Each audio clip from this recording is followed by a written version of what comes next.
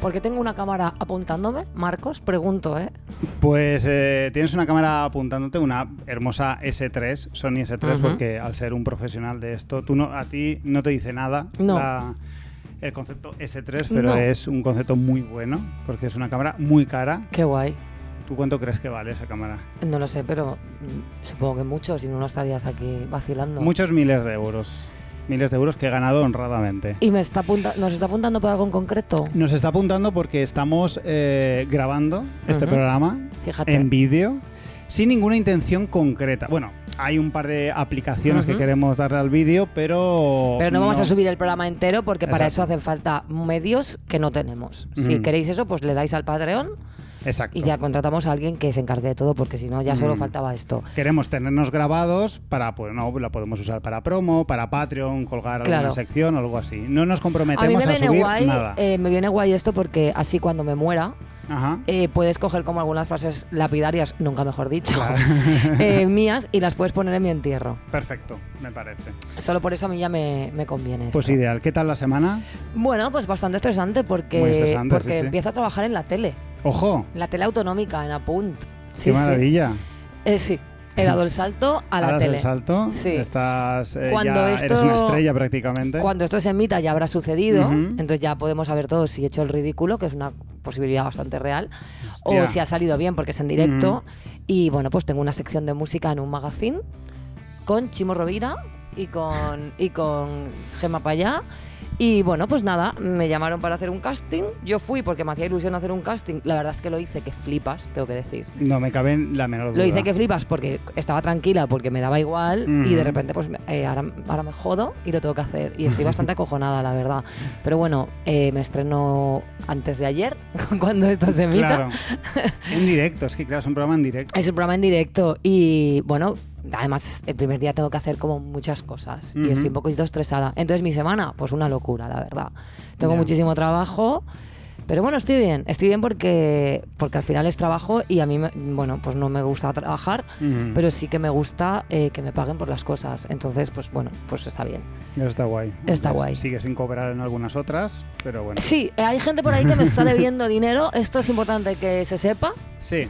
Gente para la que yo he cantado últimamente me está debiendo dinero. Haced el favor de pagarme porque es que si no ya vamos a tener que pasar a acciones malrolleras. Pues sí, un poquito. Bueno, en el resto del mundo, actualidad, prácticamente no ha pasado nada importante. Nada, está la cosita internacional muy tranquila. Nadie está... bombardeando en ningún sitio. Nadie está bombardeando nada y ninguno de los famosos estadounidenses que seguimos nos está decepcionando. Muchísimo, además. Nada. Yo de verdad pido desde aquí a Instagram que instale la opción dejar de seguir a todos los Yankees menos a Tom Morello y acabamos con esto, porque pues menudo día. A Tom Morello le vi anunciar unos NFTs en su momento. Mira, pues también, pues yo qué sé ya, si no podemos confiar en Tom Morello, yo de verdad ya no sé en quién podemos confiar. Creo que unos amigos nuestros lo decían un poco, que los Yankees es como un poquito un otro mundo, ¿no? No, yo estoy harta ya de ser eso. condescendientes con los Yankees. Es que son todos tontitos. Bueno... No, es que son muy especiales, no, es que ellos... No, basta ya, que se comporten como personas como adultos, civilizadas. Exacto. Hombre, ya está bien. Ya está bien. Pues nada, yo creo que deberíamos empezar. Vale, venga, va. Cosas que no... Que no, coño, que no. Monty Peiró. Marcos Bañó. Hay una cosa que odio desde hace mucho tiempo, va a colación un poco con el tema de la cámara y todo eso. Tú sabes que trabajo, y todos nuestros oyentes en teoría deberían saber que trabajo de vídeo, de foto, de... Bueno, eres de videógrafo, audiovisualógrafo. Eso me vale. Y hay una cosa que no puedo soportar, supongo un poco porque de verdad no me gusta y no soporto, y un poco también por envidia quizá, que es, se ha puesto muy de moda desde hace ya unos años, un estilo de fotografía muy... que se puede llamar amateur, o sea, ese estilo amateur, que es básicamente pues hacer fotos como las hacían nuestros padres hace 30 años con las cámaras desechables, cutres, con un flash insoportable, horroroso, y ahora como que se estila un poco hacer foto movida, foto con flash fea, foto de tal... Porque eso de alguna forma da una imagen de naturalidad. Yo pienso mucho en eso últimamente, no en concreto no en la foto, pero sí a lo que dices de, yo pienso, yo misma, yo soy una adolescente, yo fui una adolescente en los 90 y los 2000, que idolatraba los 80, que era una época que yo no había vivido, y ahora la gente de 30 para abajo están pesadísimos con los 2000 y pesadísimos con los 90, entonces se está romantizando cualquier cosa de esa época.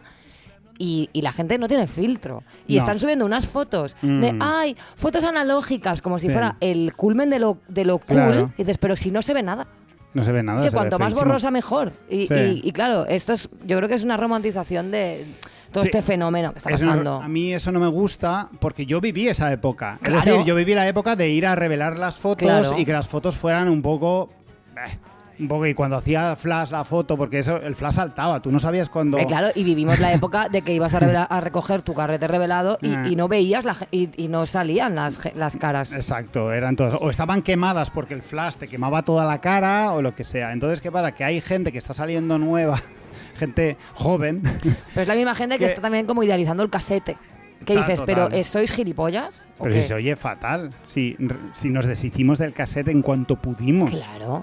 Porque eso era insoportable. Era bastante insoportable. Era horrible. Entonces estoy un poco indignado con todo esto. No sé. Bueno, pues seguid haciéndolo, pero a la gente le gusta, ¿eh? Sí, claro que le gusta. A la gente le gusta. A mí me está poniendo un poquito...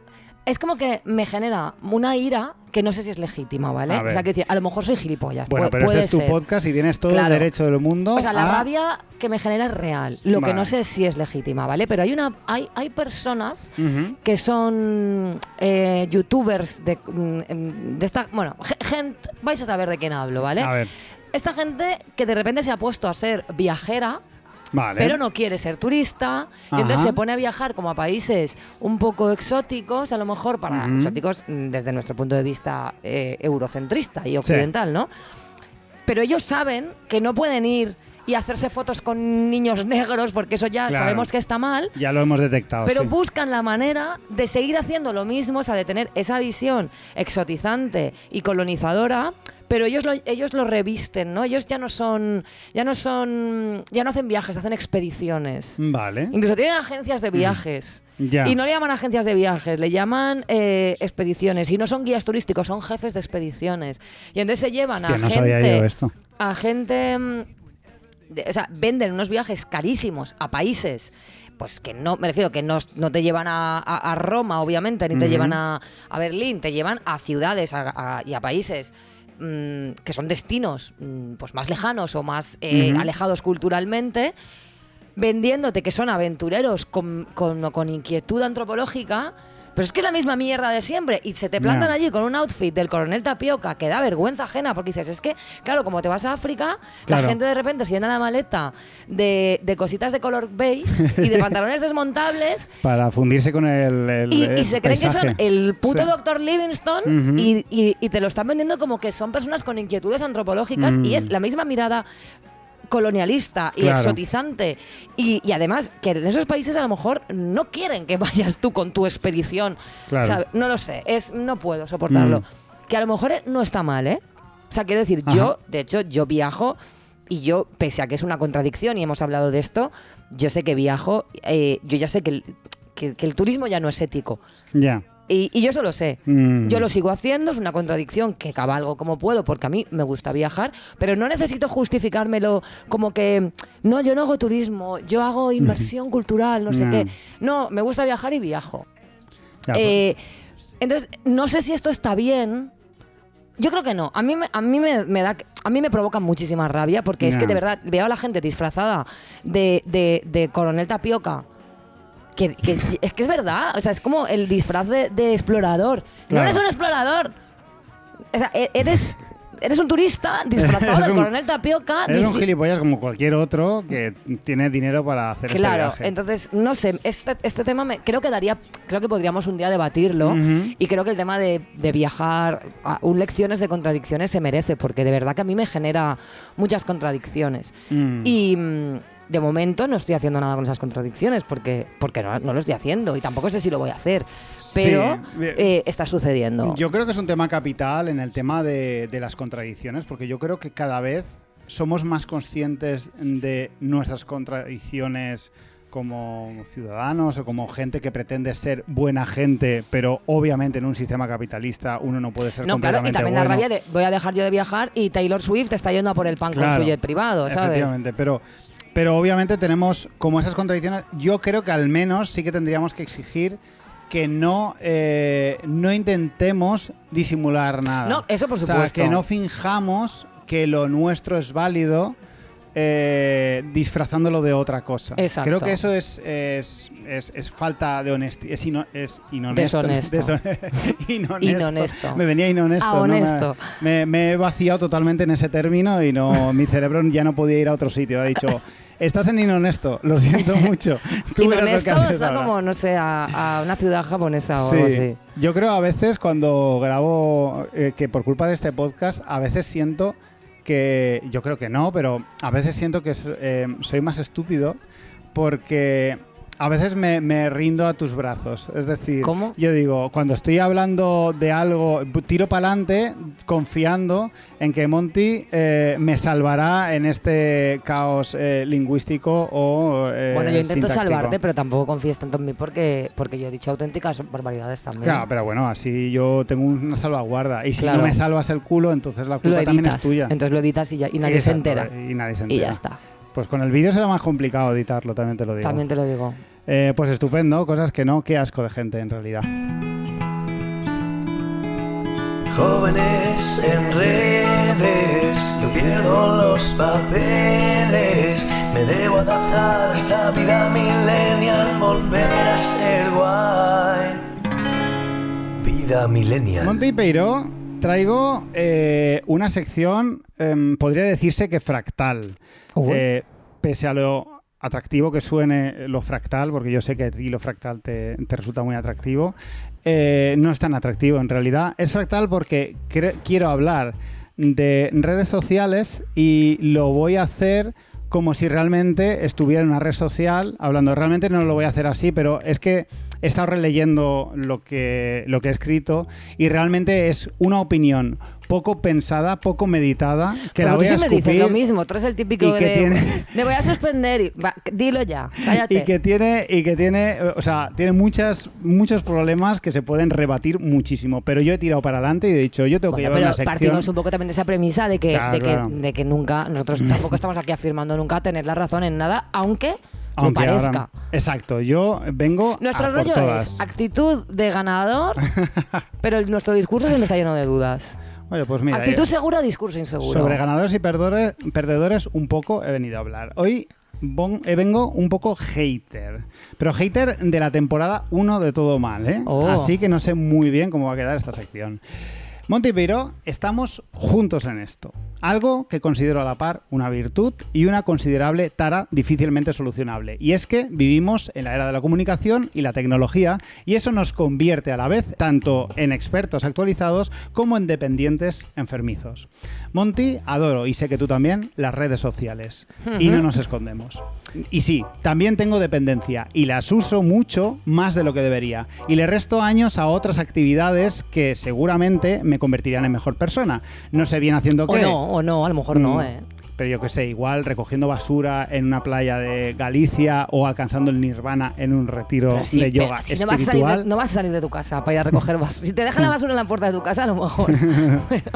También te digo que practicando yoga espiritual dudo que conozcas a una sola buena persona. Pero bueno, esto es una opinión muy subjetiva que igual he herido a mucha gente ahora mismo. Pero me gusta porque has dejado muy claro que es el yoga espiritual, no el otro, sea cual sea. Es que hay muchos yogas. Bueno, ¿qué te voy a decir tú que praticaste el acro-yoga? No, el yoga aéreo. Yo he practicado... no es acro-yoga, claro, son dos. Aero-yoga. Yoga aéreo y el hatha. Yo he practicado todos los... de mí no se podrá decir que yo no lo he intentado. No, joder, madre mía. En la segunda temporada creo que cuento mi experiencia con el yoga, o en la tercera. Sí. Bueno, lo buscáis porque de verdad que es muy divertido. Ese programa creo que es muy divertido. Me valió la pena practicar el a mí el yoga me da ansiedad. El caso es que probablemente algo estemos perdiendo en el camino, lo admito. Bueno, igual no, como tú bien dices, también estoy contigo. Pero te soy muy sincero, en un mundo que promete estar gobernado en breve por las inteligencias artificiales, me niego a ser la persona que no sabe que puedes enviarte un enlace del WhatsApp a tu propio email sin necesidad de pedírselo a la otra persona. Ajá. Me niego a ser esa persona que hace doble clic en los enlaces y me niego a ser esa persona que no tiene Bizum por si le roban el dinero. Todavía hay gente que no compra por internet por si le roban. Sí, bastante. Hoy he venido a expresar mi más profundo agradecimiento a las redes sociales. Paradójicamente, cuando una de las más importantes, Twitter, ha pasado a llamarse X... Y es un cortijo de Elon Musk, o sea, es increíble. Y se ha convertido en un vertedero de criptobros intentando ganar dinero a base de afirmaciones estúpidas, porque ahora, no sé si lo sabías, puedes cobrar si te responden y retuitean muchas veces. Ah, mira. Ojo con eso. Ojo con eso. Puedes monetizar, que es una palabra que está muy de moda. Muy de moda, sí. Está claro que el ser humano ensucia todo lo que toca. Las redes son terroríficas para muchísimas cosas. Convierten en ricos y famosos a gente horrible, el bullying ha tejido sus tentáculos ahí de forma espantosa y las fake news prometen alterar la forma con la que procesamos la información para siempre. Pero lo que han hecho estas redes por la transparencia es algo que jamás podré agradecerle lo suficiente. Hoy quiero hablar de cómo gracias a las redes sociales los triunfadores, los líderes, los matones y los gilipollas que solo saben hacer la vida de los demás algo peor quedan retratados fielmente sin atisbo de dudas. Y lo mejor de todo es que ha sido un acontecimiento totalmente transversal. Da igual el campo en el que nos movamos. Toda esa gente destinada a salirse con la suya, a abusar de los demás, a dejar un legado en la mente de todos de éxito y envidia, se están convirtiendo en el hazmerreír de los que el destino marcó como perdedores. Hablo desde multimillonarios que poseen empresas con más poder económico que muchos países, hasta el que te quitaba el bocadillo en secundaria. Que yo no sé si a alguien le quitaban el bocadillo. ¿Tú sabes de alguien a que le quitaran el bocadillo? La verdad es que yo ahora mismo no tengo ningún recuerdo de nadie hurtando un bocadillo, pero cosas análogas. Exacto. O sea, quiero decir, creo que abusones de instituto. Sí, creo que lo de robarte el bocadillo se ha erigido como un símbolo, exacto. Una cosa que simboliza la violencia escolar. Efectivamente.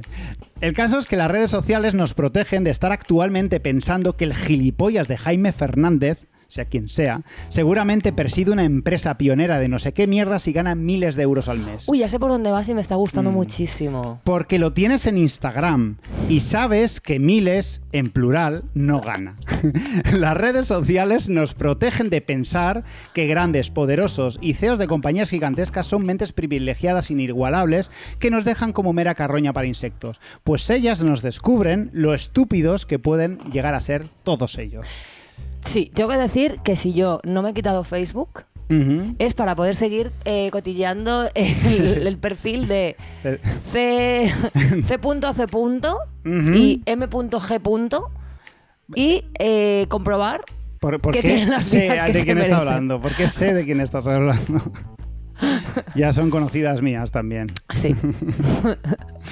Esos actores y músicos que antaño pudieron provocar envidias y baja autoestima son sorprendidos semana tras semana haciendo declaraciones estupidísimas sobre la meritocracia en Estados Unidos, sobre si ya no se puede ligar en discotecas o si ya nadie va a los conciertos porque la gente ya no le gusta la buena música. Sin ir más lejos, actualmente muchos ídolos de nuestra infancia y juventud están declarando su apoyo incondicional a Israel en el actual conflicto que tiene con Palestina. Bueno, llámalo conflicto, llámalo genocidio, una cosa que ya hablaremos. Una cosita, sí. Ya lo hablaremos quizá un poquito más adelante en este mismo programa. Sé que esta sección, esta mía, puede estar sonando un poco revanchista y barata, pero de verdad creo en el valor de tener un mundo más transparente. Yo creo en el valor del revanchismo, lo que te digo. Yo estoy bastante a favor del revanchismo. Agradezco tu apoyo, Montipeiro. Sí, porque los... Lo digo por C.C., Por no supuesto. No estoy hablando de Israel y Palestina. Los poderosos siguen teniendo el poder. Los ricos siguen teniendo el dinero y los famosos siguen teniendo la fama. Pero de un tiempo a esta parte todos ellos han perdido una cosa, y es, al menos parcialmente, y es la admiración por defecto. Porque todos quedan retratados día tras día y son tan humanos y tan mediocres como tú y como yo, e incluso más mediocres. Sí. Porque ellos, en muchas ocasiones, nunca tuvieron que brillar para ganar. Y esa victoria me la pienso agenciar. Ver a Feijóo, el tan cacareado gran líder gallego que venía a dar al PP ese plus de liderazgo de centro que le faltaba, hacer el ridículo pidiendo el apoyo del PSOE de chapote, Es que esto pasó hace 2 meses y es que me da mucha risa. Ver a todos los criptobros e influencers de pacotilla palmar miles de euros con las ya residuales criptomonedas y NFTs, ver a CEOs arruinar todas las empresas que lideran mientras su única y triste respuesta es despedir a gente, ver a grandes estrellas denunciadas por agresiones y abusos y en algunos casos, desgraciadamente solo algunos casos, ver sus reputaciones completamente hundidas, me parece algo que nos merecíamos. Nos merecemos un mundo donde Rubiales esté fuera de la Federación Española de Fútbol, porque gracias a las redes sociales las quejas de 23 jugadoras se convirtieron en la queja de millones, orientando a los poderes mediáticos a invertir la tradición de proteger al poderoso. Nos merecemos un mundo donde nadie es intocable, donde tus actos hablan y aunque tengas mucha gente que te apoya incondicionalmente, sepas que a mucha otra no se la cuelas. Merecemos un mundo donde Risto Mejide y Pablo Motos sean ridiculizados constantemente y no idolatrados, bueno, como he dicho antes, por defecto. Ya. Es que es muy importante el tema de por defecto porque creo que este por defecto ha desaparecido. Sí. Merecemos admirar a la gente por lo que hace y dice y dejar de hacerlo cuando se descubren miserables y egoístas, pues no le debemos admiración a nadie.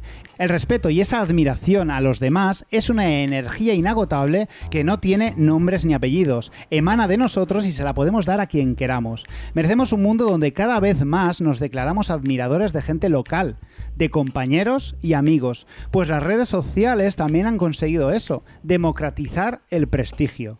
Aunque para triunfar a la antigua usanza debas mudarte a Madrid, como bien hemos hablado en este programa. Es innegable que hemos dejado de observar a nuestros semejantes con desdén. Hemos aprendido a ver el valor en ellos y es una cosa maravillosa. Merecemos que sean ellos, nuestra gente, signifique lo que signifique para cada uno ese término, los que cosechen las cosas bonitas, dejando lo feo para el que no se lo ha ganado en absoluto. Merecemos un mundo donde los que nos intentaron hacer sentir mal con nosotros mismos se muestren torpes e imperfectos y se les señale por ello. Merecemos verlo y decir, pues no estamos tan mal después de todo. No estamos tan mal. No pues estamos sí. tan mal. Bueno, creo que has abierto como muchos melones a la vez y que podríamos estar aquí horas, pero me gusta ese concepto de que si bien las redes sociales, obviamente, pues bueno, han traído todo esto que has dicho de las fake news y que hay mucha gente muy pesada y tal, pero es verdad que nos ha permitido comprobar aquello que ya se venía diciendo, ¿no? El kill your idols. Sí. Y todo esto, el no otorgarle a los artistas que nos gustan esa idolatría personal per se, el cada vez humanizar más, porque siempre se ha hablado como de los famosos y tal, como semidioses, como... Claro. Y claro, y esto además ha traído grandes problemas en cuanto a que han creado modelos inalcanzables, bueno, pues todo lo que ya sabemos. Entonces está bastante guay que podamos ver y decir, bueno, pues esta persona es muy buen tenista, pero a lo mejor es un poquito cuñado. Sí. No pasa nada. No pasa nada. Está bien verlo. Sí que es cierto que me preocupa un poco esta mentalidad del ¿cómo se llama esta revista que salió del corazón que solo criticaba? Cuore, sí. Era la Cuore, era esta. Es curioso porque Cuore tenía como una doble visión. Sí. Porque esta revista, como que su premisa, o ellos se defendían diciendo que su premisa cuando marcaban como con un ARG, se llamaba la celulitis de las famosas, la idea que tenían era de enseñarte que las famosas no eran perfectas y que tenían celulitis, pero a la vez utilizaban ARG, que es como qué asco, ¿no? Y entonces el mensaje no sé si era como de damos todas el mismo asco, cuando no sé si es la vía a través de la que hay que normalizarlo.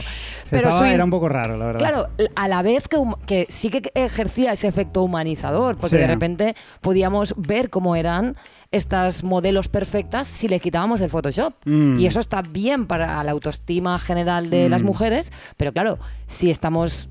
es un poco contradictorio porque lo estamos poniendo como que es algo feo. Claro. Entonces la idea quizá no sea ni todos somos feos, ni tampoco todas somos guapas, todos los cuerpos son bonitos. No, a lo mejor simplemente esto que hemos dicho alguna vez, ¿no? Todos los cuerpos son válidos. Claro. Que no es lo mismo. Sí, quizá fue como uno de los primeros pasos en los que de alguna manera se intentaba subvertir cierta forma de comunicar, ¿no? Sobre todo en la prensa del corazón, que era todo el mundo era sagrado en la prensa del corazón y era totalmente intachable. Claro. Pero bueno, no quería que se pareciera esta sección a eso del Cuore, ¿no? El rollo, me alegro porque realmente me puedo reír de estos que son ricos. sino que tengamos todas las cartas un poco descubiertas sobre la mesa. No, sobre todo el entender que toda esta movida que nos venden de que alguien porque sepa cantar o porque sepa actuar o porque sepa desfilar es automáticamente una muchísimo mejor persona que tú. Claro. O son eso, pues seres completamente idealizados. No, es que quizás es el momento de romper un poco y con seguramente todo eso. las generaciones futuras que vienen, bueno, la gente que ya ha nacido y que ya son niños. ¿Sabes y que ya hay gente joven? que ha nacido, por ejemplo, en el 2005, Sí. que ya está haciendo que más ya es cosas adulta. que nosotros? Sí, lo sé. Fuerte, Lo que sé. para mí 2005 es como ayer. Claro, no, Sí, sí, es eso fuerte, es pasó. fuerte. Yo me Es acuerdo fuerte. de cuando fui al cine en 2005 y vi una película de hace 2 días. Ah, madre mía. Pero sí, creo que va a haber nuevas generaciones que no se decepcionen con los famosos. Simplemente porque no los tienen idealizados. Exacto. Claro. Creo que esto puede pasar. Nosotros seguimos dándonos hostias con tal famoso que ha dicho no sé qué. Dice, joder, tú también. Ya. Y esto no les va a pasar porque ya no van a asociar el cantar bien con ser buena persona o el ser buen actor con ser buena persona o tal. Y eso, no sé, es interesante. Es interesante. Pues muchas gracias. Gracias a ti, Montepeiro. Original to the man in the area. Bring you love for all the haters. Listen. Movidas interesantes y datos mazo guays para crecer como persona o para fardar. Aprende cosas con Monty en todo mal. Aprende cosas con Monty, alright. Marcos, Monty. hoy quiero hablar de violencia o de violencias. Perfecto. Porque últimamente, especialmente debido a la escalada del conflicto entre Israel y Palestina, tanto el propio término violencia como otros asociados a él, como por ejemplo terrorismo, suenan por todas partes. Son palabras con una carga política, sociológica y simbólica muy grande. Y tienen un gran poder en la configuración de nuestras sociedades, así que, una vez más, vengo a reivindicar las ciencias sociales para entender en qué mundo vivimos y por qué lo vivimos así. Fantástico. La antropología, y más concretamente la antropología política, se ha interesado mucho por la violencia en las sociedades y ha arrojado un gran número de estudios en los últimos años, siempre en coalescencia con sus hermanas la sociología, la historiografía, la psicología y la ciencia política. Así que vamos a preguntarnos qué es y a qué llamamos y a qué no violencia. Por supuesto, de una manera muy limitada, porque esto es un tema que daría para 56 horas de podcast y creo que ninguno queremos eso. Así que asumamos que esto será una aproximación muy por encima, que vamos a dar 4 pinceladas para que, bueno, pues podamos reflexionar. Perfecto. A priori, la pregunta de qué es la violencia parece fácil, ¿verdad? ¿Qué es la violencia? Todos queremos saber qué es la violencia. Sin embargo, basta practicar un poco el extrañamiento, esa práctica etnográfica que siempre reivindico como estrategia para mirar el mundo, para darnos cuenta de que estamos rodeados de violencias y no todas las categorizamos igual. Hay violencias que nos conmueven y otras que justificamos o ignoramos. Hay actos que depende de quién los ejerza, pueden o no ser violencia. Pero entonces, ¿qué es la violencia? Pues, aunque hay muchas definiciones, parece ser que hay cierto consenso en la comunidad académica en aceptar una definición holística y comprensiva como la propuesta por la Organización Mundial de la Salud, que es la siguiente. Comprende 4 epígrafes. 1. El uso intencional de la fuerza objetivada o como amenaza. 2. Dirigida contra uno mismo, otra persona, grupo o comunidad. 3. Cuya intención es la de causar daño físico o psíquico. Y 4. Construida socioculturalmente y situada en un tiempo y espacio histórico específico. Y ojo a este 4º punto, que es el que normalmente nos dejamos fuera en ciertos análisis. Y es, en mi opinión, la clave para un verdadero análisis y no una definición reduccionista. Ojo ahí. Dice el antropólogo brasileño Gilberto Bello que la violencia no se limita al uso de la fuerza, sino más bien a la posibilidad o amenaza de usarla. Y claro, si hablamos de esto, hay que hablar también del concepto de Estado y del monopolio de la violencia, que Perfecto. según Max Weber es en sí misma la definición de Estado. Y es una definición que ha sido la predominante en la filosofía del derecho y la filosofía política en el siglo XX. El concepto define a una sola entidad, el Estado, en ejercicio de la autoridad sobre la violencia en un determinado territorio. De la misma forma que el territorio también se consideró por Weber como una característica del Estado. Weber o Weber, supongo que será Weber, ¿no? Pero bueno, da igual. Weber mola más. Weber mola más. Sí. Es importante destacar que dicho monopolio debe producirse a través de un proceso de legitimación, en la que una reivindicación se establece para legitimar el uso de la violencia por parte del Estado. Es decir, es el monopolio de la violencia lo que define a los estados. Ajá. Max Weber dijo en La política como vocación que una condición necesaria para que una entidad se convierta en un Estado es que se conserve tal monopolio. Su definición es que algo es un Estado en la medida en que su equipo administrativo mantiene exitosamente una demanda sobre el monopolio del uso legítimo de la violencia en la ejecución de su orden. Ojo. Según Weber, el Estado es la fuente de la legitimidad del uso de la violencia. La policía y los militares son sus principales instrumentos, pero esto no significa que solo la fuerza pública pueda ser usada. La fuerza privada, como en la seguridad privada, se puede utilizar también siempre y cuando sea autorizada por el Estado. Es decir, la aplicación concreta de la violencia se delega o se permite por el Estado. Y esto, que es una obviedad, creo que es algo que vivimos como algo natural y muy pocas veces nos planteamos. Ya. Es decir, la violencia, hay un discurso, ahora llegaremos a eso, ¿no? Pero hace que veamos normal que el Estado aplique violencia para defenderse, perpetuarse y permanecer, y que tenga personas encargadas de ejercerla. Y esto, como siempre ha sido así, ni nos lo planteamos muchas veces. Parece que hay un acuerdo social en que la violencia es mala, pero entonces, ¿por qué el Estado la aplica contra las personas? Y sobre todo, ¿cuándo y por qué decide que hay personas que la merecen? La valla de Melilla, las manifestaciones, creo que todos evocamos muchas situaciones en las que el Estado aplica violencia y sobre él no recae ninguna sanción. Obviamente es él el que las impone, ¿no? Claro. Es absurdo. De hecho, la violencia es en sí misma una sanción sobre los ciudadanos que a ojos del Estado la merecen. Ajá. Entonces, no parece sostenerse mucho el discurso de que la violencia es mala per se. Y en cambio, parece claro que la violencia es un discurso atravesado socioculturalmente y nos dice qué es y qué no es, y cuándo es deseable y legítima y cuándo no. A mí me parece que en este tema damos demasiadas cosas por sentadas, ¿no? Por tanto, si es el Estado el único que detenta la autoridad y la legitimidad para usarla, todo aquello que no sea un Estado o no sea reconocido como tal, que aplique violencia, será considerado un terrorista. ¿Y qué es el terrorismo? Bueno, pues la ONU ha sido incapaz de adoptar una convención contra el terrorismo, a pesar de tratar de hacerlo durante más de 60 años, debido a que sus Estados miembros no logran ponerse de acuerdo sobre cómo definir el término. La Asamblea General de las Naciones Unidas tiende a utilizar la siguiente definición en sus pronunciamientos sobre el terrorismo: actos delictivos concebidos o planeados para provocar un estado de terror en la población en general, en un grupo de personas o en determinadas personas, que son injustificables en todas las circunstancias, cualesquiera que sean las consideraciones políticas, filosóficas, ideológicas, raciales, étnicas, religiosas o de cualquier otra índole que se hagan valer para justificarlos. Por tanto, si son actos delictivos injustificables, ¿existen los justificables, Marcos? Claro, es que esa palabra, cuando tú eliges poner esa palabra, claro, ya te estás comprometiendo de alguna manera. Al hilo de esto, me gustó mucho un texto que compartió en Instagram Daniel Treviño, que decía lo siguiente: el terrorismo es un discurso que ha servido históricamente a las élites para frivolizar a través del poder mediático y condenar públicamente a cualquier movimiento armado que responda al monopolio de la violencia impuesto por las autoridades e intereses capitalistas.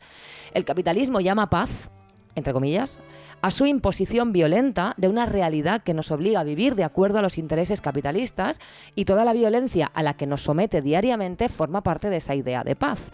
Cualquier legítima respuesta será etiquetada como violencia. ¿Diríamos que es pacífica una existencia esclavizados al trabajo asalariado? ¿Es pacífico el racismo o las discriminaciones de las que se alimenta el orden capitalista? ¿Acaso no es violenta la obligación de existir así? ¿O solamente reconocemos la violencia cuando es evidente?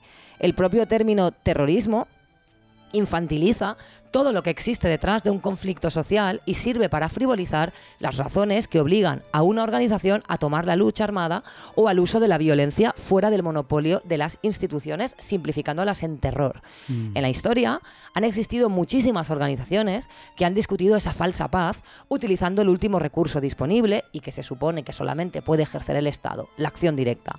Desde enfoques más o menos equivocados, con acciones acertadas o condenables, las instituciones y partidos políticos son incapaces de reconocer la complejidad detrás del discurso del terrorismo, ya que al compartir un proyecto ideológico con el Estado, están obligados a participar del discurso capitalista, incluyendo su idea del monopolio de la violencia. Solo desde la organización obrera, desde la política popular, se entiende la complejidad real que existe a pie de calle en desahucios, manifestaciones o redadas, y cómo la violencia y el terror son estrategias constantes de las instituciones y los cuerpos y fuerzas de seguridad. Es más largo, pero bueno, ya podéis ir y leerlo. ¿Quiere decir esto que me parece bien el terrorismo? No. Lo que quiero decir con todo esto es que la violencia no es un fenómeno objetivo y empíricamente categorizable, y que la diferencia muchas veces entre terrorismo y aplicación de la fuerza para mantener el orden es de dónde viene. El Estado, por su propia definición, no puede ser terrorista, pero sí lo pueden ser quienes se oponen a él o quienes no son reconocidos como tal, ofreciendo una visión sesgada de esa misma violencia. Por tanto, ojo, cuando todos los poderes al servicio de un Estado definen sistemáticamente unas violencias como buenas o legítimas y otras como malas, terrorismo, porque indefectiblemente van a estar defendiendo los intereses del mismo. Nosotros, que aunque ciudadanos del Estado no somos el Estado, jamás tenemos acceso a la violencia legítima, pero sí podemos ser víctimas de ella. Si el Estado nos oprime y nos defendemos, podemos ser terroristas o podemos ser reprimidos con más violencia. Y por supuesto, la violencia como discurso cambia. Las mujeres sabemos bien lo que ha costado que se reconozcan como tal las violencias que hemos sufrido y seguimos sufriendo. Por ejemplo, solo hace 19 años que se reconoce legalmente la violencia de género. Y hasta entonces no se reconocía que las mujeres sufríamos un tipo específico de violencia. No existía y no se ponían medios para frenarla. Incluso se desaconsejaba denunciarla y se contemplaba como algo normal que pasaba en los matrimonios, ¿no? Igualmente, la esclavitud ha sido legal y, por tanto, no violenta durante muchísimos siglos de nuestra historia. Y la etnia sigue siendo a día de hoy un factor predisponente a la hora de sufrir violencias aplicadas por las fuerzas y cuerpos de seguridad del Estado.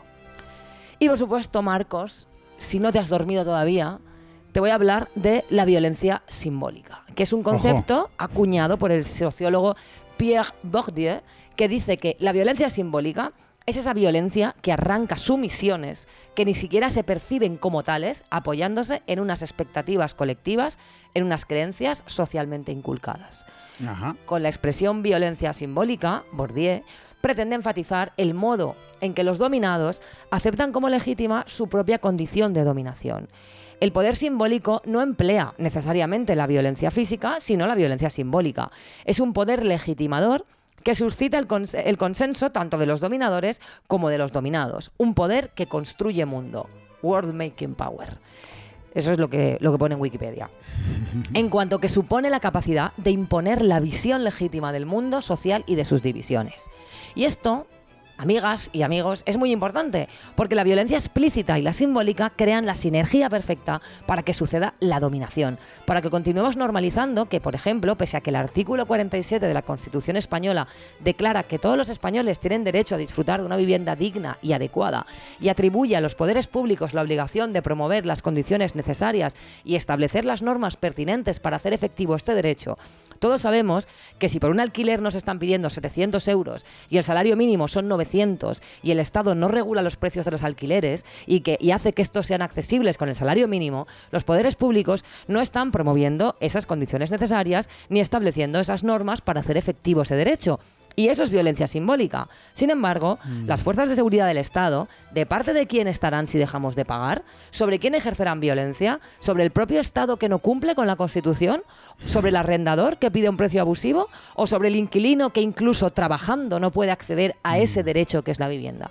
Por tanto, las fuerzas del orden y seguridad del Estado, como detentoras del monopolio de la violencia, ¿sirven a los ciudadanos del Estado como nos dicen? ¿O al mantenimiento del propio Estado, sea este lo violento que sea con sus conciudadanos? En según qué contextos, hasta el propio pacifismo, si no cuestiona las violencias simbólicas y las estatales, puede ser una ideología violenta, al sesgar el uso del propio término y legitimar una parte de la violencia para estigmatizar otra. Cualquier discurso que critique la violencia, pero obvie que ésta no solo está presente, sino que es central en el mantenimiento de lo que llamamos estados y del sistema capitalista, es un discurso que sigue favoreciendo el mantenimiento del status quo y de esa violencia solo disponible para el poder.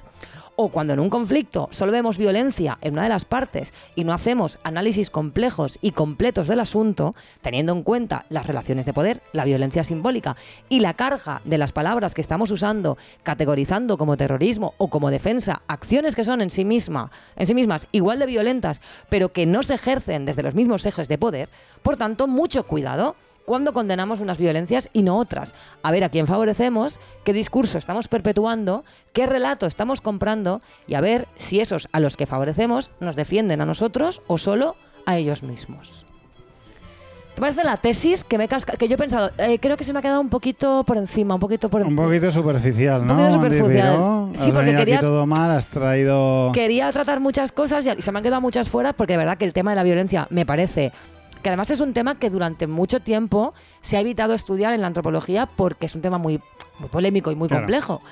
Pero en los últimos años es un tema muy central, sobre todo porque el poder y la violencia y los estados y todo esto pues son temas... Ha formado el mundo que tenemos. El mundo que tenemos y son temas súper importantes y a mí me parece que es básico que hablemos de todo esto. No hace falta que o sea, a mí me gusta siempre aportar pues como estas ideas de grandes pensadores y demás, porque creo que es importante, pero creo que a pie de calle podemos hablar de esto tranquilamente, que es como, claro, parece que todos sabemos lo que es la violencia, nunca escuchamos debates sobre qué es y qué no es, ¿no? Sí. Bueno, en realidad sí.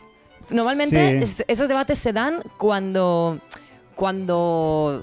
David se rebela contra Goliat. Claro, siempre. Entonces, ahí se cuestiona si eso no es violencia. Es que al final se convierte en algo siempre ideológico y da un poco de rabia porque son como unas cosas, son como unos conceptos en teoría básicos, que tú lo puedes ver como algo básico, histórico, es algo que ocurre claramente, está escrito, está estudiado, está todo, pero cuando sale al debate, a la opinión pública, se convierte en algo ideológico. Totalmente, y muy socioculturalmente atravesado. Y lo que te digo, para mí, incluso estos días estoy viendo a gente con discursos supuestamente pacifistas que me parecen extremadamente violentos. Claro. Porque solo se alza esa pedir paz en determinadas circunstancias. Entonces, cuando solo pides paz por tanto, como acusando de violento unas determinadas acciones, pero no has pedido paz en otras, significa que en las otras no te parecía necesaria la paz. O claro, ya considerabas que había suficiente paz, pese a que también estuviera habiendo violencia, ¿no? Claro, porque desprecias esa lucha, desprecias... Creo que todos nos podemos sentir identificados en mucha menor medida. Todos hemos sido niños, todos hemos ido al colegio, todos hemos sufrido una injusticia en el colegio. Yo creo que tú me has contado alguna anécdota sobre injusticias. Lo hiriente que resulta el hecho de ser víctima de una agresión y protestar por ello o rebelarte contra ello y ser castigado por ello. Sí. Lo injusta que es la situación y lo mal que se siente uno con eso, pues lo que estás comentando, sobre todo esa parte final donde estabas hablando de esa desigualdad, es muy significativa. Es como hemos normalizado la violencia desde el poder. Creo que en general los seres humanos tenemos una aversión natural a los cambios. Queremos que el status quo siga un poco así, aunque no nos vaya especialmente bien. Entonces, si la violencia está destinada a mantener ese status quo, podemos escurrir bastante el bulto. Ahora, como venga alguien a exigir justicia de una manera u de otra con violencia, lo vamos a atacar automáticamente. Claro, pero el ejemplo que has puesto del colegio me viene muy bien porque a mí siempre me daba muchísima rabia cuando hay un niño ejerciendo violencia sobre otro. Claro. Y entonces llega el profesor y los castiga a los dos para dar ejemplo. Claro. ¡Wow! ¿Qué ejemplo? Me parece, de verdad me parece una cosa, o sea, me parece otra capa de violencia. Sí. Y también me ha pasado ya de adulta el haber sido violentada por algunas personas y que hubiera gente que los redujera a se han peleado. Claro. Porque es algo que nos gusta mucho hacer. Sí. Nos encanta pensar que cuando hay un conflicto las culpas se reparten al 50%, la responsabilidad se reparte al 50% y eso nos hace que no tengamos que posicionarnos, que es una cosa que la gente detesta. Y una cosa que en la que yo paso mi vida. Lo sé. Entonces detesto que la gente no a la gente le da mucho miedo posicionarse. Entonces la gente prefiere pensar como que no, son movidas. Y yo he sufrido violencia de parte de personas y luego he sido revictimizada cuando otras personas que lo estaban viendo han decidido no ver. Claro. Han decidido pensar que son movidas entre nosotras o entre nosotros y que por tanto no tienen que tomar una posición. Pues eso mismo creo que es un ejemplo muy, muy gráfico. Y me apetecía mucho hablar de esto porque llevo, pues bueno, como todos, ¿no? Llevamos unos días que no paramos de escuchar ciertas palabras. Yo no quería hablar del conflicto de Palestina e Israel en sí, porque ni soy analista, ni soy experta en geopolítica, y creo que hay gente mucho más cualificada que yo hablando de esto. Pero sí quería que pensáramos sobre el contenido simbólico de las palabras y sobre... De verdad, vamos a pensar que, por mucho que creamos que la violencia es algo objetivo, empírico, que es súper fácil de decir que es violencia y que no lo es, no es tan fácil, no está tan libre, o sea, no está nada libre de carga sociocultural, política e ideológica. Y cuidado con las palabras que utilizamos, porque utilizamos palabras con cargas muy diferentes para fenómenos que a veces no son los que son iguales. Sí. Es que no vienen del mismo sitio y por tanto nunca van a poder ser iguales. Ahí lo dejo. Movida, ahí lo dejas. O sea, yo no es que quiera, yo no he comentado nada en redes ni nada porque obviamente, como tú bien dices, es una cosa además que nos precede a nosotros literalmente como seres existentes en este mundo. O sea, el conflicto de Palestina ha existido desde antes que naciéramos. Pero bueno, la posición de la gente es bastante decepcionante, es bastante mediocre, es una postura ya no equidistante, sino abiertamente, diría incluso abiertamente sesgada, claro. Sesgada, incluso me atrevería a decir racista. Creo que hay un componente racista gigantesco, aunque es otro tema, es un tema del que no estás hablando. Me refiero a racista en el cual cómo otorgamos violencia dependiendo un poco de la etnia. Hombre, claro, pero porque al final, una vez más, todos los ejes de violencia se entrelazan y por supuesto ningún eje de opresión está fuera de esta... Siempre está todo entrelazado, interseccionado. Yo creo que tendemos también a autorizar la violencia por parte de la gente que consideramos iguales ante los distintos, ante la gente que está que consideramos más civilizada de la menos civilizada. O sea, pero esos son todos sesgos que nosotros nos vamos montando con eso. Siempre vamos a dudar de todo eso. Pero luego hay una carga súper importante que supongo que la gente no se plantea, ¿no? Porque hay como este conflicto siempre en quién reconoce... Porque no sé si sabes el tema del reconocimiento. Que España, por ejemplo, no reconoce el Estado palestino. Sí reconoce el Estado de Israel. Entonces, el no reconocer un Estado es no reconocerle a ese pueblo el derecho a monopolizar su violencia. O sea, porque solo los estados tienen el monopolio y el uso de la violencia como algo legítimo. Entonces, cuando tú no estás reconociendo a un pueblo como estado, a un pueblo en sus tierras como un estado, o sea, no es casual, no es baladí y no es algo infantil. Es algo que tiene muchísima carga política. Claro, te ahorras un marrón. Estoy aquí diciendo yo esto como si lo hubiera descubierto yo. Pues claro que tiene muchísima carga política. Pero que te ahorras un marrón que flipas, porque el marrón de Ucrania tampoco... Ahora nos vamos a meter en lo de Ucrania. Nosotros geopolíticos. No. Pero no, es solo ese tema de cómo, pese a que se ha apoyado a Ucrania desde Europa y desde España, no deja de ser un marrón. Pedro Sánchez hubiese preferido no tener que apoyar a nadie en el conflicto. Ya, Pedro Sánchez preferiría estar en el Luna Rosa comiéndose una pizza cojonuda, ¿sabes? Como Dios manda. Pero claro, cuando tú no reconoces un Estado, ellos no tienen que... Sí, pero por ejemplo, Pedro Sánchez, cuando no formaba parte del Estado, hay un tuit suyo diciendo que cuando llegaran al poder que reconocerían el Estado palestino. Ahora... que él forma parte del Estado, ni más ni menos que como presidente del gobierno. Ya ha llegado la hora de hacer algo importante. Ahora ya forma parte del Estado. Y es absurdo porque un Estado nunca va a tomar... Es que es el jefe del Estado. El Estado no puede tomar decisiones que atenten contra la propia definición de Estado, ¿no? Entonces, ahí queda. Bueno, pues nada. Qué movida más grande, Monty Peiró.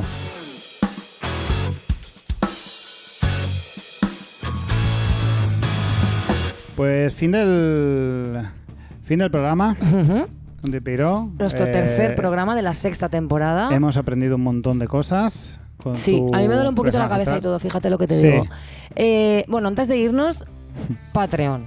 patreon.com/todo mal. Están llegando con así como con un goteo, ¿sí? Algún Patreon nuevo que otro. ¿Ah, sí? Estupendo. Es importante porque además esta temporada tú vas a trabajar más haciendo el vídeo. Sí. Y todo esto son horas y esto se tiene que pagar. Porque... Y además, esta cosa del vídeo, ya como hemos dicho antes, no es ningún compromiso, no garantizamos que vaya a salir. No, solo faltaba. Pero el tema del vídeo, seguramente se van a ver beneficiados más los Patreons que los no Patreons. Exactamente. Es decir, probablemente usaremos clips para hacer promo, que siempre creo que es más positivo, solo hay que ver lo que lo petan los TikToks de Crypto Bros dando consejos sobre levántate a las 6 de la mañana. Exacto. Y todo esto. Pues para promo y eso, pero sí que igual alguna seccioncilla de vez en cuando cae en Patreon. Así que haceos Patreon, desde 2 euros al mes. Casi nada. Casi nada. Y nos vamos a ir con un estreno de un grupo que me encanta que se llama Devil Bone Dust, que es un grupo de aquí de Valencia estupendos, con los que tengo una relación muy personal. Y bueno, el tema se llama Burning House y es maravilloso. Así que está muy guay. Así que nos despedimos con Devil Bone Dust y la semana que viene más. Y o peor.